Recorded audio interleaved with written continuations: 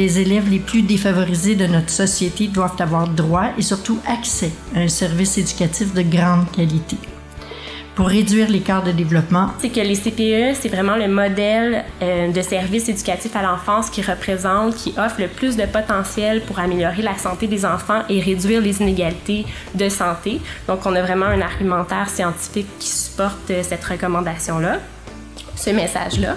Malheureusement, vous n'êtes pas sans savoir que les enfants qui bénéficieraient le plus des CPE sont actuellement ceux qui les fréquentent le moins. La qualité et l'accessibilité qui devraient guider nos choix dans ça. Puis, comme on l'a vu, c'est des gens de cœur et c'est des gens qui ont le bien-être des enfants en premier lieu. Pour nous, l'aspect de la gouvernance et l'aspect de la qualité sont vraiment étroitement liés.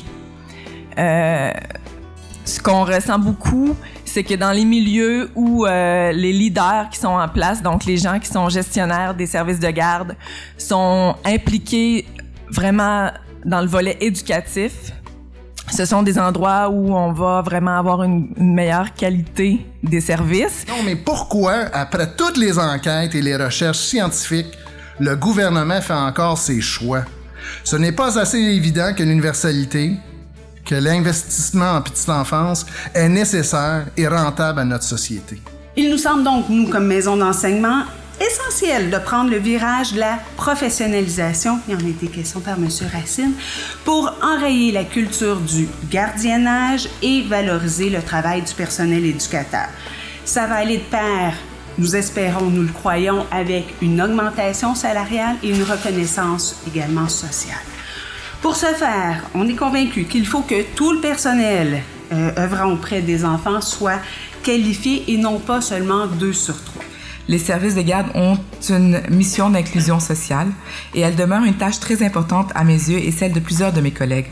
Le service de garde est une micro-société et je crois mordicus que l'intégration d'un enfant à défi particulier dans un groupe d'enfants neurotypiques est essentielle au bon développement des acquis de cet enfant-là. Il est aussi bénéfique pour tout le groupe puisqu'ils apprennent à accepter la différence. Il existe une seule et même loi et un seul et même règlement et nous sommes surveillés autant que le CPE, autant que les garderies subventionnées. Alors, pour apprendre, on sait qu'il faut partir du savoir d'expérience et que la confrontation au savoir théorique doit être en continuité du savoir d'expérience. L'enjeu, il est là. Est-ce que ce qu'on présente en formation va s'accrocher à l'expérience de là où les gens sont rendus, là où ils ont leurs préoccupations? Parce que l'image corporelle influence l'estime de soi de l'enfant, la relation qu'il entretient avec son corps et avec la nourriture, la représentation qui se fait de son rôle dans la société et que ça influence aussi son plaisir à bouger et à être actif. Nous pensons que la sensibilisation et l'éducation auprès des éducatrices sur cette thématique est essentielle et que des indicateurs de qualité doivent être développés afin d'évaluer si nos services de garde au Québec réussissent à mettre en place les éléments nécessaires pour favoriser le développement d'une image corporelle positive chez les enfants. Une première considération d'ordre général, l'éducation à la petite enfance, c'est pas seulement les CPE ni les prématernelles, c'est aussi beaucoup les organismes communautaires familles. On aimerait réussir à passer le message que c'est important de cesser la commercialisation des services de garde et de financer adéquatement les centres de la petite enfance. Selon l'enquête sur la maturité scolaire des enfants montréalais de l'Agence de la santé et des services sociaux de Montréal, un enfant sur 4 a un retard de développement en arrivant à la maternelle.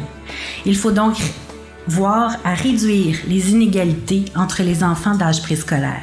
L'implantation de la maternelle 4 ans à temps plein dans tous les milieux défavorisés permettrait de réduire les écarts, particulièrement en contexte montréalais pluriethnique. Maintenant, comment nous les rejoignons, les familles vulnérables du Centre-Sud et d'Hochelaga-Maisonneuve?